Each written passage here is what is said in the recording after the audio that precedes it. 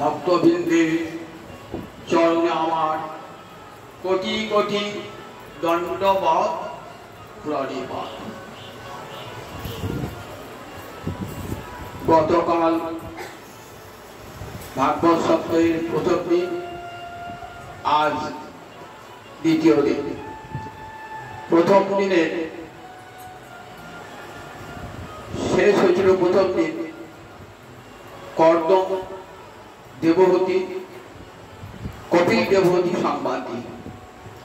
এই কপিল দেবহূতি সংবাদের শেষাংশে একটা গুরুত্বপূর্ণ শিক্ষা রয়েছে।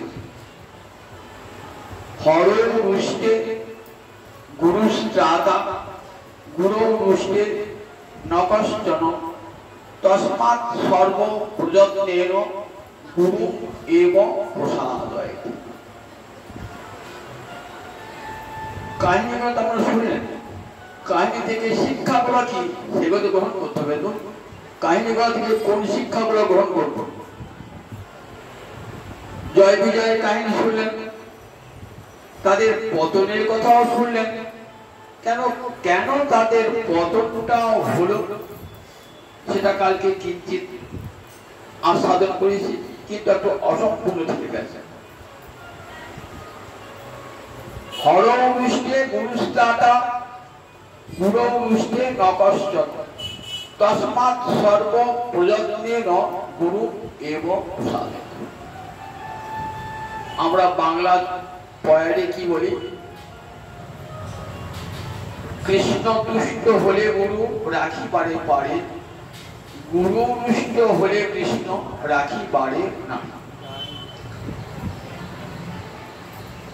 কৃষ্ণ যদি রুষ্ট হয় তাহলে কে রক্ষা করবেন?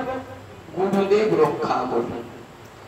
কিন্তু গুরুদেব যদি রুষ্ট হন তাহলে কৃষ্ণ তাকে রক্ষা করতে পারে না। তাই তস্মাৎ সর্ব প্রযত্নেন গুরু এবং প্রসাদে। তাই সর্বপ্রকার প্রযত্নে গুরুকে প্রসন্ন করবে। দেখবে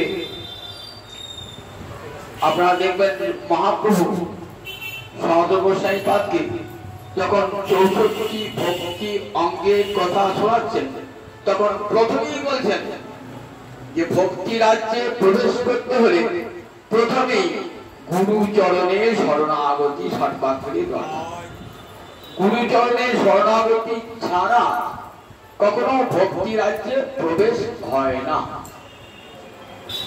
সেই যে গুরুদেব কৃপা করে আমার বিমল জ্ঞান দিয়েছেন, দিয়তে বিমলং জ্ঞানং ক্ষীয়তে পাপ পদ্ধতি। দীক্ষা শব্দ অর্থই তাই, দিয়তে বিমলং জ্ঞানং ক্ষীয়তে পাপ পদ্ধতি। আমার অন্তরের সব অন্ধকার দূর করে দিয়ে বিমল জ্ঞানের আলোক জ্বালিয়ে দিয়েছেন যিনি, তার মতো মঙ্গলকামী জগতে আর কেউ নাই। সুতরাং সেই গুরু যদি অপ্রসন্ন হন তাহলে আমার ভক্তি রাজ্যে প্রবেশের পথ রুদ্ধ হয়ে যায়। যত বড় মানুষ হোক না কেন, সাধনের সিদ্ধি লাভ করুন না কেন, বৈকুণ্ঠের পার্শ্বগতি লাভ করুন না কেন, তথাপি যদি গুরুর প্রতি বিন্দু মাত্র অবহেলন থাকে তাহলে তার পতন হয়ে যায়। সেটি জয় বিজয়ের কাহিনী দেখলাম। সনক, সনাতন, সনন্দন, সনত কুমার, এই চারজন জগতের আদি গুরু। আদি গুরু এই চারজন, ব্রহ্মার মানস পুত্র। এদিকে বৈকুণ্ঠে ঢুকতে দেন নাই, কারণ দেহটা ছিল উলঙ্গ অনাবৃত। হাজার হাজার বয়স হয়েছে, কিন্তু দেখতে 5 বছরের বালকের মতো। জয় বিজয় বিতাড়িত করেছেন মা কমলা আছেন বলে, তাদের মহিমা জানতেন না। তার ফলে জয় আর বিজয়কে অসুর জনি পেতে হয়েছিল। যারা সাক্ষাৎ বৈকুণ্ঠের দাঁড়ি, তাদেরও পতন হয়ে গেল গুরুর প্রতি অবজ্ঞা করার জন্য। গোবিন্দ রক্ষা করলেন না কেন? তাহলে জগতের গুরুর মহিমা ঘোষিত হবে না বলে। গোবিন্দ চান জীব আগে গুরুর চরণে শরণাগত হোক। গুরু যস্য প্রসাদাৎ ভগবৎ প্রসাদ মানে কি? যার প্রসাদ অর্থাৎ যিনি প্রসন্ন হলে ভগবান প্রসন্ন হন। আর তার যদি অপ্রসাদ হয়, যস্যা প্রসাদাৎ অপ্রসাদাৎ, গুরু যদি অপ্রসন্ন হন তাহলে কেউ আর প্রসন্ন হবেন না, স্বয়ং ভগবান প্রসন্ন হবেন। তাই এই শিক্ষাটি দিয়ে গেলেন আমাদের ভাগবত, যে সর্বাগ্রে গুরুচরণে শরণাগতি রাখো। আর একটি শিক্ষা দিলেন কবি, যে শুদ্ধা ভক্তি কি বস্তু। এই শুদ্ধা ভক্তিতে যদি ভজন হয় তাহলে এক জন্মেই সিদ্ধি লাভ হয়ে যাবে, বহু জন্ম ভুগতে হবে না। চতুর্থ স্কন্ধে তার পরিচয় দিয়েছে, প্রমাণ দিয়েছে। শুদ্ধা ভক্তি, শুদ্ধ ভক্তি কখন শুদ্ধ হয়? যখন ভক্তিতে আর অন্য কোন অভিলাষ থাকে না। অন্যাভিলাষিতা শূন্য জ্ঞান কর্মাদ্য অনাবৃত আনুকূল্যেন কৃষ্ণানুশীলনম সা ভক্তি উত্তমা মতা। কৃষ্ণ প্রাপ্তি ছাড়া আর অন্য কোন অভিলাষ থাকবে না। জ্ঞান কর্ম যোগের কোন আবরণ থাকবে না। অনুকূল ভাবে যে কৃষ্ণানুশীলন, তারই নাম বিশুদ্ধা ভক্তি। এই বিশুদ্ধা ভক্তি কেমন হৃদয়ে কেমন হয়? মদ্গুণ শ্রুতিমাত্রেণ ময়ি সর্ব গুহাশয় মনোগতির অবিচ্ছিন্না যথা গঙ্গাম্ভুষো অম্বুধ। কপিল বলছেন নিজের জননীকে, জননীর নাম কি? দেবহূতি। দেবহূতি মনুকন্যা দেবহূতি। দেবহূতি কে বলছেন যে মা, মদ গুণ শ্রুতি মাত্রেণ, আমার কথা শোনা মাত্রই, মদ গুণ শ্রুতি মাত্রেণ মই আমাতে, যে আমি সর্বগুহাশয় সমস্ত জীবের হৃদয় গুহায় আছি অন্তর্যামী রূপে। আমাদের মনোগতির অবিচ্ছিন্ন, আমাদের মনের গতি হবে কেমন? কোন বিচ্ছিন্নতা আসবে, অবিচ্ছিন্ন গতি। একটা উদাহরণ দিলে কেমন? যথা গঙ্গাম্ভুষ অম্বুধ।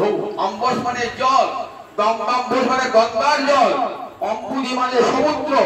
গঙ্গার জল যেমন দ্রুত গতিতে, নিরবচ্ছিন্ন গতিতে, অনবচ্ছিন্ন গতিতে গিয়ে সমুদ্রে পড়ে, তেমনি মনের গতি যখন আমার দিকে সম্পূর্ণরূপে প্রবাহিত হবে, সংসারে নয়, পত্নীতে নয়, পুত্রে নয়, যশে নয়, প্রতিষ্ঠায় নয়, বিদ্যে নয়, আমার কথা শোনা মাত্রই আমাতে সর্বভাষায় আমি, আমাতে যে মনের অবিচ্ছিন্ন গতি, সেই অবিচ্ছিন্ন গতির নামই হলো নির্গুণা হরিভক্তি। এই হরিভক্তি যদি থাকে তাহলে এক জন্মেই সিদ্ধি লাভ হয়ে যায়।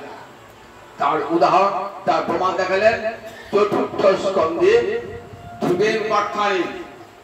ধ্রুব, অন্যান্য পুরাণে আমরা দেখেছি ধ্রুব কিন্তু বহু জন্ম তপস্যা করে তবে কৃষ্ণ ভক্তি লাভ করেছেন, কৃষ্ণ চরণ প্রাপ্তি ঘটেছিল। কিন্তু ভাগবত দেখলেন না, নির্গুণা হরিভক্তি যদি উপযুক্ত ভাবে নির্গুণা হরিভক্তি সাধন করা হয় তাহলে এই এক জন্মেই গোবিন্দ চরণ প্রাপ্তি ঘটে যায়। ধ্রুব 6টি মাস গোবিন্দ ভজন করেছেন গুরুর উপদেশে। দেখুন, গুরু ছাড়া যে গোবিন্দ ভজন হবে না সেটাও দেখালেন শ্রীমদ ভাগবত। ধ্রুবের উপাখ্যানে যে আগে ধ্রুব 5 বছরের বালক ধ্রুব, তো তাকে বিমাতা কটুবাক্য বলেছে তুই অভাগিনীর গর্ভে জন্মগ্রহণ করেছিস, সুতরাং পিতৃক্রোড়ে বসবার অধিকার তোর নাই, বাবার কোলে চাপবার অধিকার তোর নাই। এ কথা শুনে ধ্রুব কাঁদতে কাঁদতে চলে এসেছে নিজের মায়ের কাছে। মা বললেন, ধ্রুব কাঁদিস না, বিমাতা ঠিকই বলেছে, আমি তো পতি পরিত্যক্তা। যে পত্নী পতি পরিত্যক্তা হয় সে তো অভাগিনী বটে। তুই অভাগিনীর পুত্র হয়ে জন্মেছিস, সুতরাং তোর জীবনে তো দুঃখ আসবে। শোন বাবা, সমস্ত দুঃখের মোচন হবে ওই ক্লেশ নাশন ভগবান শ্রীহরির চরণ শরণ করলে পারে। প্রণত ক্লেশ নাশায় গোবিন্দায় নমো নমঃ। কৃষ্ণায় বাসুদেবায় হরয়ে পরমাত্মনে। প্রণত ক্লেশ নাশ মানে প্রণত জনের ক্লেশ তিনি নাশ করে দেন। এই যে গোবিন্দার নাম কি? ক্লেশ হরণ করে তার নাম কেশব। বলে ওই গোবিন্দ আরাধয় অধক্ষজ পাদ পদ্মম। বললেন, দেখো পুত্র, যদি কল্যাণ পেতে চাও তাহলে গোবিন্দ চরণ আরাধনা করো। এই মায়ের বাক্য, গুরু বাক্য। ছুটে চলে গেলেন কোথায়? 5 বছরের ধ্রুব মধুর বনঙ্গত। মধুবনে, আপনি বৃন্দাবনে গেলে মধুবন দেখতে হবে, ধ্রুবের তপস্যা ক্ষেত্র দেখতে হবে। 5 বছরের ছেলে তপস্যা করছে, কিন্তু কানে তো মন্ত্র হয় নাই। গোবিন্দ আসছেন না, আসতে পারছেন না। নারদকে পাঠিয়ে, যাও নারদ, আমি যাব কি করে? ওর মনের ময়লা তো এখনো ঘোচে নাই। গুরুদেব কৃপা করে মনের অন্ধকার দূর করে দেবেন, চিত্তটা নির্মল হবে, তবে আমি দেখা দেব। দেখেছেন, ভগবানই পাঠিয়ে নারদকে। দেবর্ষি নারদ এসে শিষ্যকে পরীক্ষা করছেন। গুরুদেব বললে কিন্তু শিষ্যকে দীক্ষা দান করবেন না। গুরুর যেমন যোগ্যতা থাকা চাই, শিষ্যের তেমনি যোগ্যতা থাকা চাই। দেখবেন হরিভক্তি বিলাসে দেওয়া আছে, গুরুর যেমন যোগ্যতা শিষ্যেরও তেমনি যোগ্যতা থাকা চাই। গুরু বিচার করবেন শিষ্যকে, শিষ্য বিচার করবেন গুরুকে, তবেই গুরু পদে শিষ্য স্নেহাং সাধিমাং তাং গোপন্ন। আমি তোমার শিষ্য হলাম, আমি তোমার চরণে প্রপন্ন হলাম। দেবর্ষি পরীক্ষা করছেন, 5 বছরের ছেলে, তুমি ক্ষত্রিয় সন্তান, তুমি যুদ্ধ করে পিতৃ সিংহাসন নেবে, কেন তুমি তপস্যা করছো? তপস্যা ব্রাহ্মণের কাজ, তুমি কেন তপস্যা করবে? বললেন, আমার মা বলেছে। খেলাধুলো করবো না, খেলাধুলো করবো না। আমার মা বলেছেন তপস্যা করতে, গোবিন্দ চরণ, গোবিন্দ সাক্ষাৎকার হলে আমার সব ক্লেশ নাশ হবে। কিছুতেই ওই তপস্যা থেকে বিরত করতে পারলেন না। ঠিক যথার্থ শিষ্য, যথার্থ শিষ্য হবে। এইবার যাও যমুনায় চান করে এসো, আমি তোমাকে দীক্ষা দেব। যমুনায় চান করে এলেন, দীক্ষা দিলেন। 6 মাস জপ করো। কেমন কঠোর সাধনা দেখুন, কেমন ত্রিরাত্তন্তে কপিত্থ বদরাসন। প্রতি 3 রাত্রি অন্তর অন্তর কয়েদ বেল আর কুল। পরে প্রতি 6টি রাত্রি অন্তর অন্তর কি খেতেন না? গাছের পাতা। তারপরে গাছের পাতাও খেতেন না, গাছের গলিত পত্র। তারপরে শুধুমাত্র জল, শুধুমাত্র বায়ু। তারপরে বায়ুকে রোধ করে রেখে দিয়ে এক পায়ে দাঁড়িয়ে ডাকছেন ভগবানকে। ঊর্ধ্বলোক সব কেঁপে উঠেছে। এই উপর তো অনেক লোক আছে, এটা তো ভুল। এই বুঝে আছে, ভূ ভুব সমহ জন তপ সত্য। সত্যের পর আছে ব্রহ্মলোক, ব্রহ্মলোকের পর আছে বৈকুণ্ঠ, বৈকুণ্ঠের পর গোলোক। উপরে সপ্তলোক কেমন হয়েছে? টলি উঠেছে। একটা 5 বছরে আগরত্তি ছেলে তার তপস্যায় দেবরাজ ইন্দ্রের সিংহাসন টলি উঠেছে, ব্রহ্মার ব্রহ্মলোক টলি উঠেছে। ভক্তির কেমন শক্তি দেখেছেন? জগতে জ্ঞানের এমন শক্তি নাই, যোগের এমন শক্তি নাই, তপস্যার এমন শক্তি নাই, কিন্তু কৃষ্ণ ভক্তির কি শক্তি দেখেছেন তো? ভক্তি মহারানী ব্রহ্মলোক টলে উঠেছে, দেবলোক টলে উঠেছে। স্বয়ং বৈকুণ্ঠপতি ভগবান নারায়ণ পর্যন্ত ভাবছেন এবার আমাকে যেতেই হবে, ধ্রুব আমাকে না পেয়ে ছাড়বে না। ভগবান এলেন ধ্রুবের কাছে। মধুর বনঙ্গত সবৃত্ত দীর্ঘয়া। একটা শিক্ষা পেয়ে গেলাম, জগতে জ্ঞানীকে ভগবান দেখা দিতে আসেন না, যোগীকে ভগবান দেখা দিতে আসেন না, যে যজ্ঞ করছে আহুতি ঢালছে তাকেও ভগবান দেখা দিতে আসেন না, বেদ পাঠ করছে তাকেও দেখা দিতে ভগবান আসেন না, কিন্তু নয়ঞ্চলে মুখ ভাসি যে গোবিন্দ ভজন করছে তাকে দেখা দিতে ভগবান আসেন। মধুর বনঙ্গত সবৃত্ত দিদিক্ষয়া। কেমন ভাগবতের বাণী শুনুন, অভিনব বাণী। কোন পুরাণ, কোন রামায়ণ মহাভারতের কথা শোনার নাই। শ্রীমদ ভাগবত শুনে এত আদর। গৃহে গৃহে ভগবানের মন্দিরে, দেবালয়ে, আশ্রমে, মঠে সর্বত্র ভাগবত পাঠ হয়। এত বড় মহিমা জগতে আর কোন শাস্ত্রের নাই। দিদিক্ষা মানে দেখবার ইচ্ছা। দিদিক্ষা কাকে বলে? দ্রষ্টুম ইচ্ছা। দিদিক্ষা দেখবার ইচ্ছাকে বলে দিদিক্ষা। কখন কখন দেখতে ইচ্ছা লাগে? আমি যদি কাউকে ভালোবাসেন না, তখন তাকে দেখবার ইচ্ছা লাগে না? তাহলে ভগবান ভক্তকে কত ভালোবাসেন, যাকে দেখবার জন্য ভগবান গোলক বিহারী, বৈকুণ্ঠ বিহারী তিনি চলে এলেন ধ্রুবের কাছে। ধ্রুবের কাছে চলে এলেন। মধুর ধ্রুব তো 6 মাস গুরুদেব বলে গেছেন, গুরু বাক্যে অটল বিশ্বাস। ফল ফলিবেই ফলবে, গুরু বাক্যে অটল বিশ্বাস। হৃদয় মাঝে দেখা দিয়েছেন শঙ্খ চক্র গলা পদ্মধারী ভগবান শ্রীহরি। নয়ন মুদ্রিত করে অন্তশ্চক্ষুতে দেখছেন সে অপরূপ রূপ। গোবিন্দ সে দাঁড়িয়েছেন শঙ্খ চক্র গদা পদ্ম হাতে। কই ধ্রুব তো আমাকে দেখছে না, ধ্রুব তো আমাকে দেখছে না।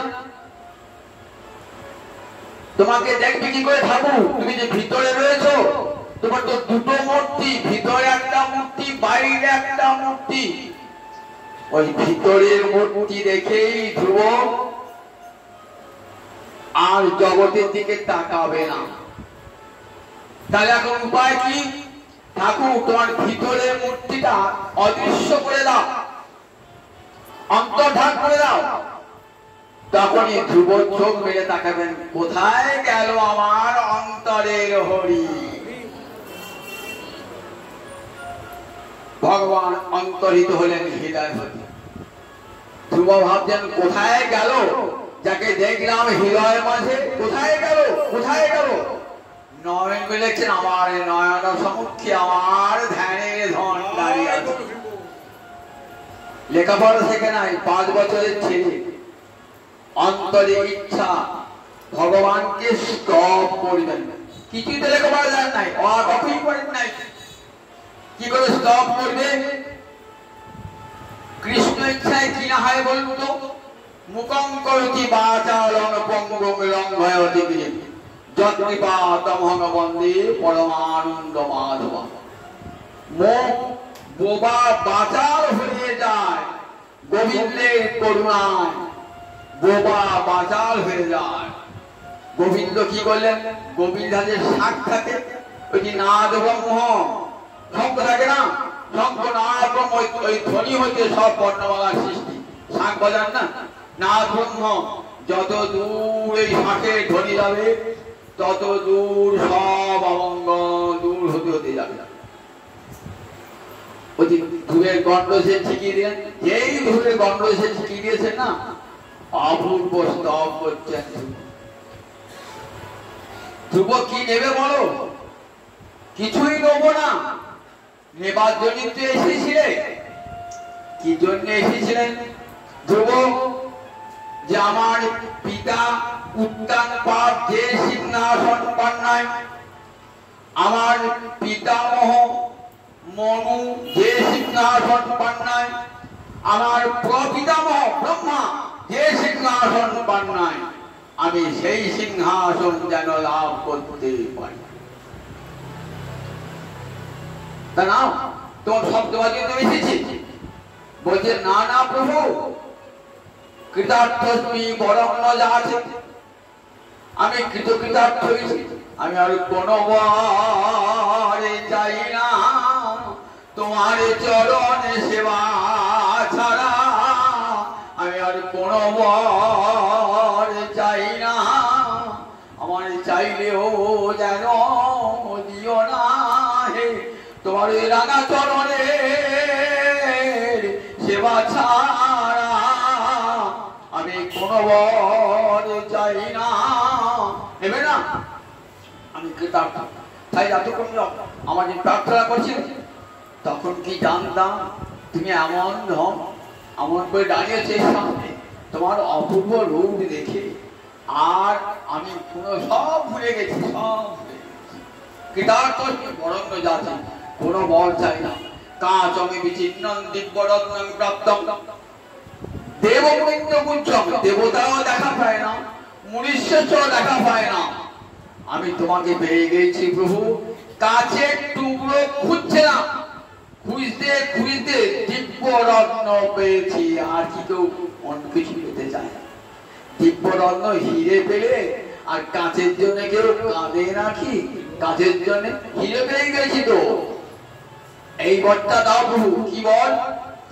মুক্তি মুক্তি কিছুই আমার চাই না প্রভু। তাহলে কি নেবে? যারা তোমার ভক্ত, তোমার চরণ সেবা করছে, নিরন্তর তোমার গুণকীর্তন করছে, আমি যেন তাদের সঙ্গ লাভে করতে পারি। দেখলে ধ্রুব কি চাইল? ভক্ত সঙ্গ লাভ। এই ভক্ত সঙ্গ লাভ না হলে কৃষ্ণ ভক্তি হয় না। ভক্ত সঙ্গে ধ্রুব তাই চাইলেন, আমি আর কিছু চাই না। আমার যেন জন্মে জন্মে প্রভু সংসার পার হবার ভয় আর করি না। তোমার নাম কীর্তন করতে করতে আমি সংসার সাগর অনায়াসে পার হয়ে যাবো। সংসার সাগর কোষপদে পরিণত হবে তোমার নাম কীর্তন করতে করতে। আমি আর অন্য সংসার মুক্তি চাই না। এই সংসারে থেকেই যেন তোমার ভক্ত সঙ্গ করতে পারে। কেমন দেখবেন কৃষ্ণ ভক্তি মৃত্যু তুচ্ছ করে দেয়। তারপরে কতদিন রাজত্ব করছেন কৃষ্ণ আদেশে, রাজত্ব করেছেন ধ্রুব। রাজত্ব করার পর নিয়ে যাবেন ধ্রুবকে কোথায়? নিজের কাছে নিয়ে যাবেন ভগবান। কত ভগবান ভক্ত, কত ভগবানের প্রিয়। দেখুন আপনার বাড়িতে একটা প্রিয়জন আমরা আছে তো, নিমন্ত্রণ করেছেন, আসতে পারছেন না, বলছেন ট্রেনে বসে হাঙ্গামা দিতে পারছি না। তাহলে ঠিক আছে, আমার বাড়িতে গাড়ি আসতে পাঠিয়ে দেবো। খুব প্রিয়জনকে কি করে? গাড়ি পাঠিয়ে দেন আনবার জন্য। ভগবানের রথ পাঠিয়ে দিয়েছেন, আমার ধ্রুবকে আমার কাছে নিয়ে আসুন। দেখেছেন কত ভালোবাসা থাকলে কি হয় বলুন দিকে একবার? গাড়ি আমাকে পাঠাবে, গাড়ি আমার ভালো করে খরচ করে দিতে হবে। খুব নিজের জন না হলে আমাদের গাড়ি পাঠাবে? ভগবান রথ পাঠিয়ে দিয়েছেন, আমার ভক্তকে আমার কাছে নিয়ে এসো। রথ এসেছে, রথে যে উঠবেন এই দেহটা ত্যাগ করতে হবে। মায়ের পেটে পাওয়া যে দেহটা, এই দেহটাই তো গোবিন্দের কাছে যাওয়া যাবে না। কি করে গোবিন্দের কাছে যাবে? মৃত্যু দেবতা এসে আদি কে তুমি? একটা কালো ছায়া।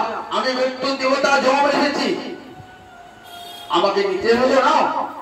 বলে না, ও দেহ স্পর্শ করার অধিকার আমার নাই। যে দেহ গোবিন্দ স্পর্শ করেছে সে দেহ আমি ছুঁতে পারি?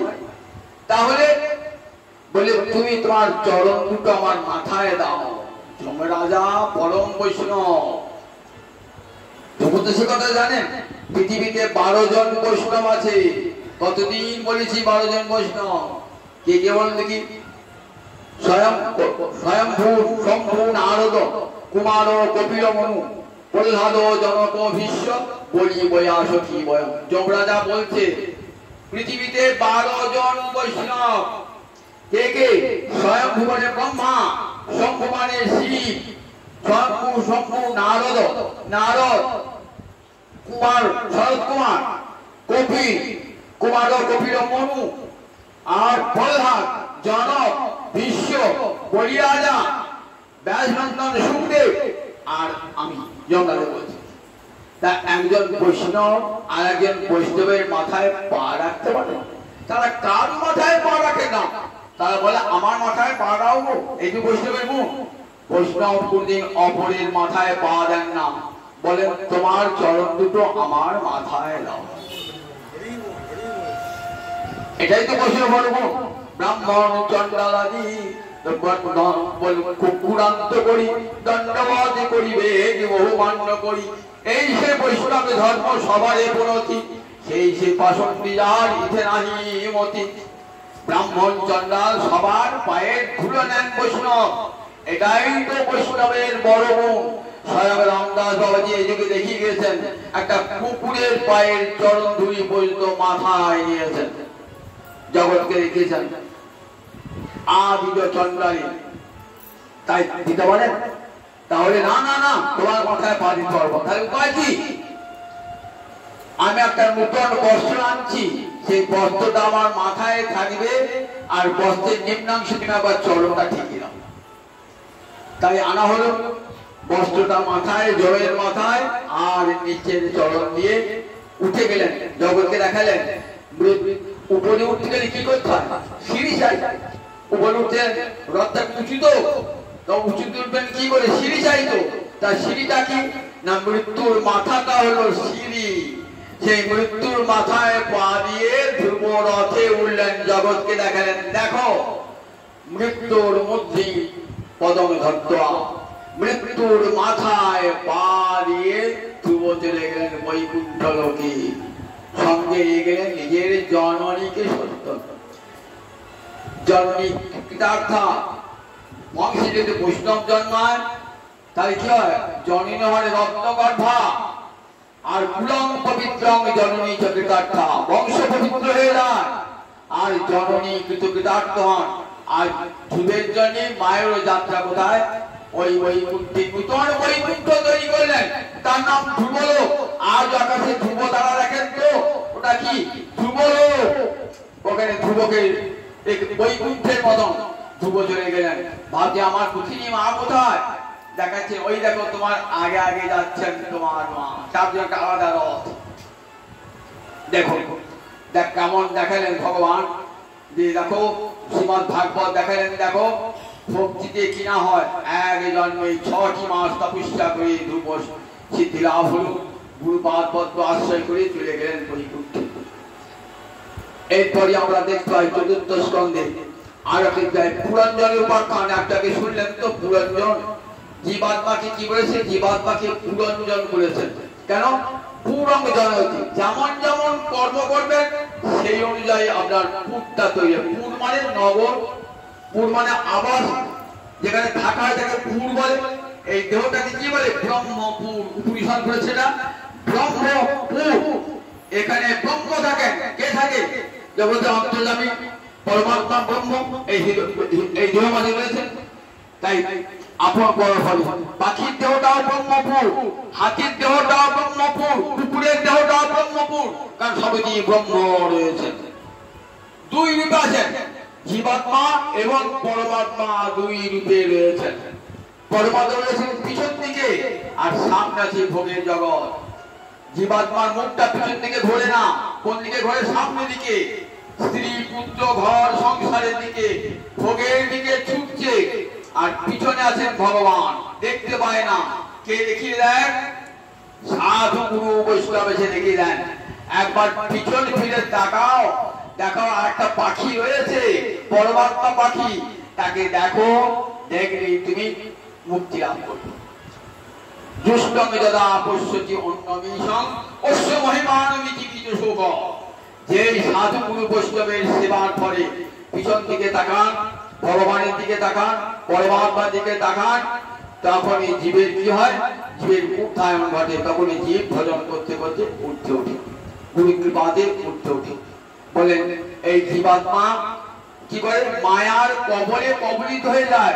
ওদের শুনে একটা ফুল খুঁজতে খুঁজতে কি হলো না, হিমালয়ের কাছে দেখলাম সুন্দর বাড়ি, বিরাট অট্টালিকা, তার 9টা দ্বার আর 5 মাথা ওয়ালা একটা সাপ সেই বাড়িটার পাহারা দিচ্ছে, আর সেই বাগান একটা সুন্দরী নারী ফুল তুলছে।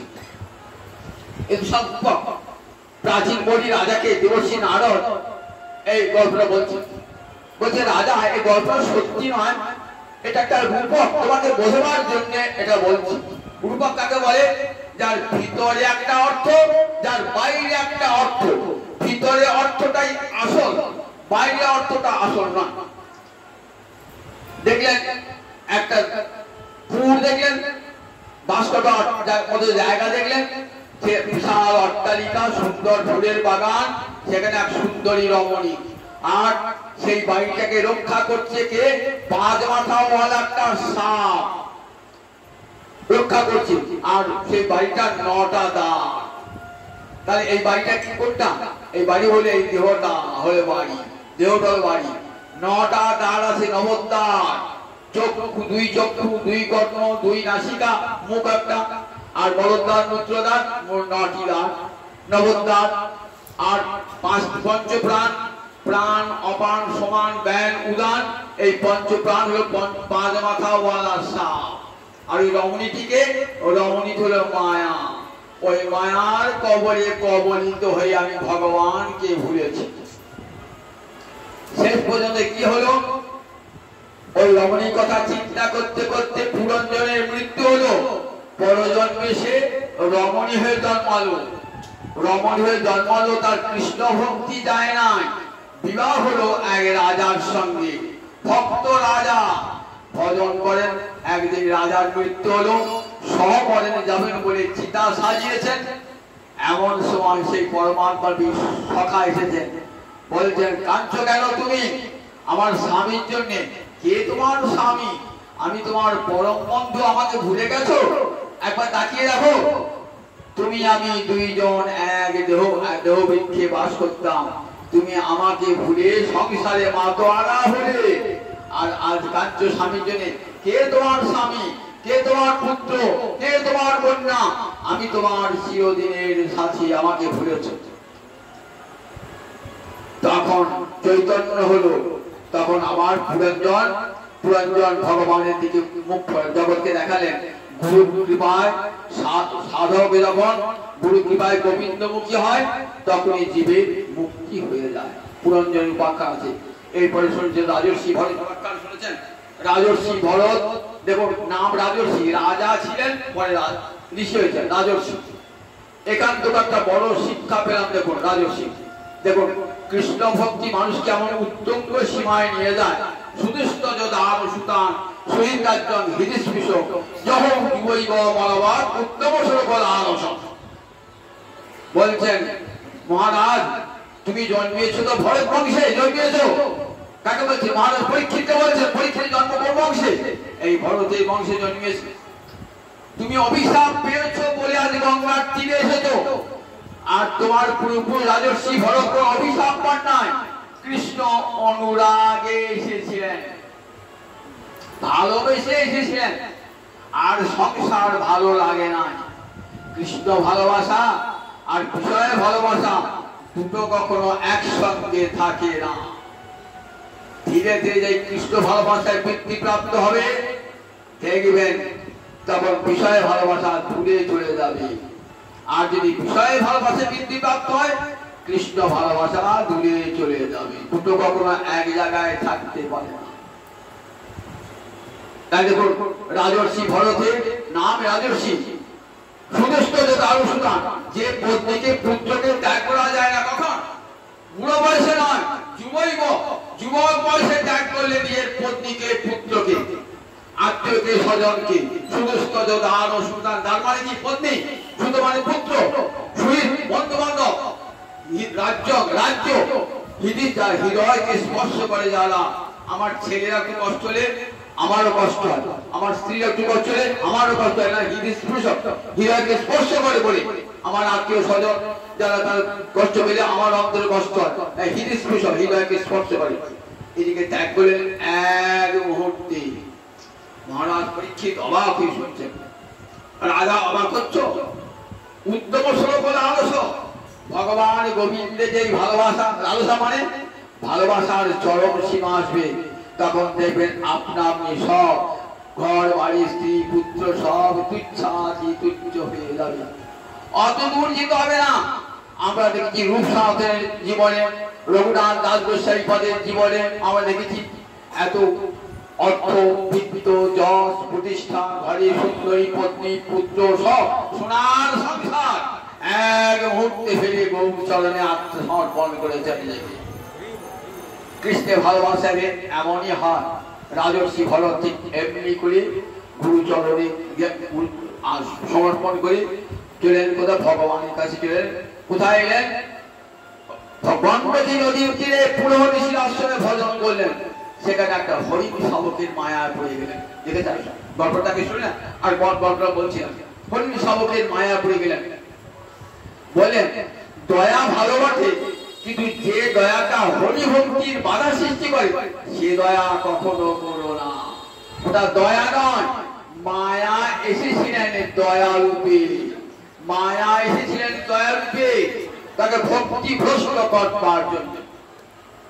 কি রাজস্বী ভক্ত ভক্তি ভ্রষ্ট হন না, জগৎকে শিক্ষা দেওয়ার জন্য যে হরি ভজতে গিয়ে যেন হরিণ ভজে ফেলো না, মনে হরিণ চিন্তায় রাখো।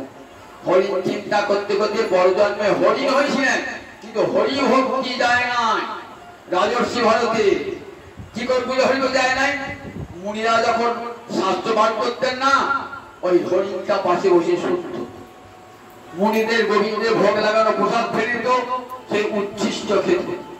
এখান দিয়ে বলা যায় অন্য হরিণের মতো তো নয়, এই হরিণটা মনে ভাবছেন যে আমি আমার কারো হরিণ জন্ম হয়েছে, হরিণের কথা চিন্তা করতে করতে প্রাণ পরিত্যাগ করতে হরিণ হয়েছে। এবার কি করলেন? এবার নদীর জলে গলা ডুবিয়ে কৃষ্ণ চিন্তা করতে করতে প্রাণ পরিত্যাগ করলেন। পরজন্মে জড় ভরত হইলেন।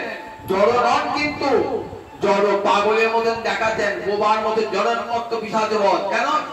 যাতে লোকে আমার সঙ্গে না মেশে, কথা না বলে। কথা হলো আসক্তির দাগ, তাই আর কারুর সঙ্গে কথা বলবেন না, কারুর সঙ্গে মিশবেন না রাজর্ষি ভরত, কারুর সঙ্গে মিশবেন না রাজর্ষি ভরত, কথা বলবেন না, কথা হলো আসক্তির দাগ। দেখুন এই তিনজন, তৃতীয় জন্মে রাজর্ষি ভরতের মুক্তি, তৃতীয় জন্মে রাজর্ষি ভরতে। ভরত কি করলেন? ভরত যাচ্ছে রাজা রঘুবন, রাজা রঘুবন যাচ্ছেন গুরুগৃহে, গুরুদেব যাচ্ছেন তো ভরত মাঠ পাহারা দিচ্ছে। ভাইরা শস্য লাগিয়েছে তো, পশু এসে রাত্রা শস্য খেয়ে দেয়। ভাইরা বলছে দেখো ব্রহ্মজ্ঞানী ভরত তাকে খাবারগুলো মাত্র কি করেছেন, আরের মাথায় বসিয়ে দিয়েছেন, আরের মাথায় বসিয়ে দিয়েছেন। সেখানে রঘুবনে পালকি একটা বাহক অসুস্থ হয়ে পড়েছে। তখন কি করলেন? তখন রাজর্ষি ভরতকে ধরিয়ে এলেন। রাজর্ষি ভরত কি করলেন? সে পালকি বইছে, পালকি কখনো টলছে, আবার কখনো দাঁড়িয়ে যাচ্ছে, কখনো দুলছে। রাজা বলছে হ্যাঁ রে, পালকি দুলছে কেন, পালকি থেমে যাচ্ছে কেন? অন্যান্য বাহকেরা বলছেন আমার জন্য নয়, আমাদের জন্য নয়, দরকার জন্য, নতুন বাহকটার জন্য। কেন বলুন দেখি? রাজর্ষি ভরত যেখানে দেখছেন পিঁপড়ে আছে, সেখানে পাটা তুলে যাচ্ছেন যাতে পিঁপড়ে আমার পায়ের চাপে মরে না যায়। যেখানে তুলসী গাছ আছে, পাটা তুলে যাচ্ছেন তুলসীতে যেন আমার চরণটা না থেকে। তাই পালকিটা একবার দুলছে, একবার থেমে যাচ্ছে। নামা পালকি, তুমি কে হে? তুমি জায়গাটা মোটাশোটা নয়, চলতে পারছো না, ক্লান্ত হয়েছো। ভরতের তো দেহ স্থিতি নাই। ভরত বলছে রাজা আপনি যে গাল ঘুরে আমাকে দিচ্ছেন না, এটা আমার লাগছে। কেন? আমি তো আমার দেহটাই গাল দিচ্ছেন। আমি মোটা সোটাও নই, আমি রোগাও নই, আমি ক্লান্তও নই, আমি শান্তও নই, আমার দেহটা ক্লান্ত, আমার দেহটা রোগা মোটা হতে পারে, আর আমি যে আত্মা সে রোগাও নয় মোটাও নয়, এই কিন্তু আমি তখন দেহ স্থিতি নাই, দেহ আত্মজ্ঞানী তো, তাই দেহ স্থিতি নাই, আত্মজ্ঞানী বলছেন আমি ক্লান্ত নয়, আমার আত্মা কখনো ক্লান্ত হয় না। তুমি কে গো? তা বললে রাজা আমি রাজর্ষি ভরত, এটা আমার তৃতীয় জন্ম। তুমি কে? আমি রাজা। কোথায় যাচ্ছ?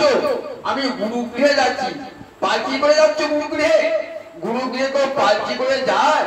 অহংকার দেখাতে দেখাতে গুরুগৃহে পালকি করে যায়? কেমন করে যাব? ভক্তের চরণ ধুলি অঙ্গে মেখে যেতে হয়, তবে গুরু কৃপা লাভ হয়। শোনো রাজা, যত বড় ভজন সাধন করো না কেন, যদি বিনা মহৎ পাদ অভিষেক ভক্তের চরণ ধুলি মাথায় না মাগে কৃষ্ণ ভক্তি লাভ হয় না। ঠাকুর নরোত্তম উচ্চ কণ্ঠে বললেন, বৈষ্ণবের পদ ধুলি তাহে মোর স্নান কেলি, তর্পণ মোর বৈষ্ণবের নাম বিচার করিয়া মনে ভক্তি রস আস্বাদনে মধ্যস্থি ভাগবত পুরাণ। বৈষ্ণবের পদধূলি তাহে মোর স্নান কেলি। ভাগবতের কথা। মহৎপাদ বিনা মহৎপাদ অভিষেক, মহতের চরণের পায়ে ধুলায় অভিষিক্ত না হলে পরে গোবিন্দ কি বালা হয়, কৃষ্ণ কি বালা হয় না। ভক্ত পদ রজ আর ভক্ত পদ জল, ভক্ত ভুক্ত সে এই তিন সাধনের মন। ভক্তের পায়ের চরণ ধুলি স্বয়ং ভগবান লিখেছেন। সুদামার চরণ ধুয়ে দিয়েছেন, চরণ ধুয়ে সেই চরণ ধুতে জল আজ শিরে তুলি রইল।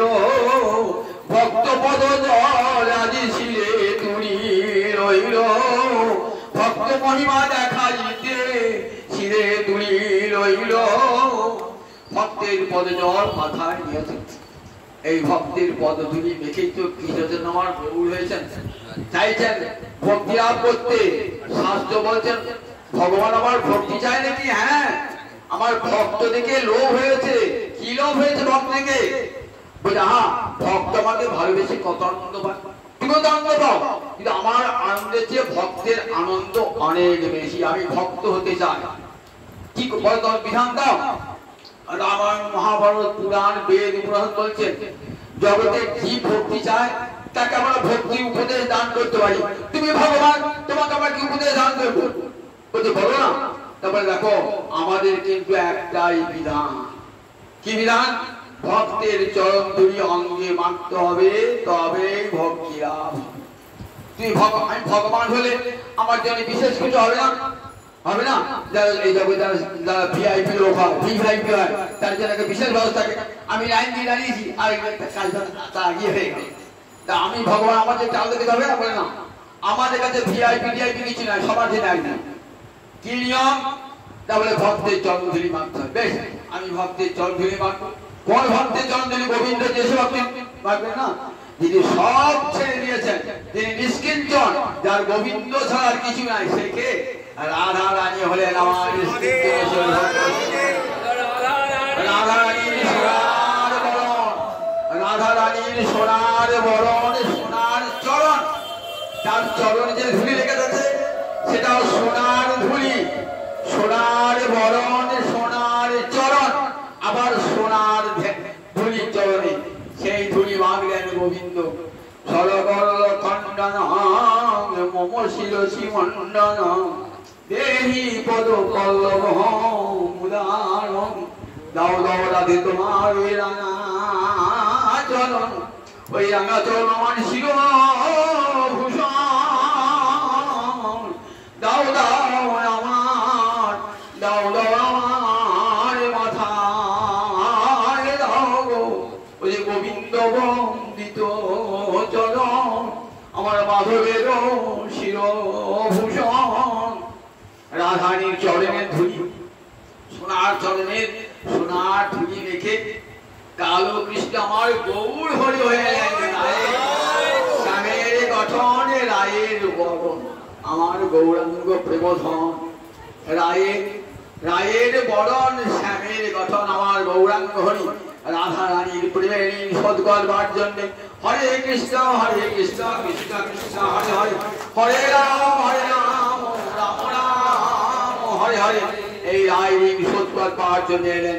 আবার আগামীকাল আর যে সময় গেত আমার আগামীকাল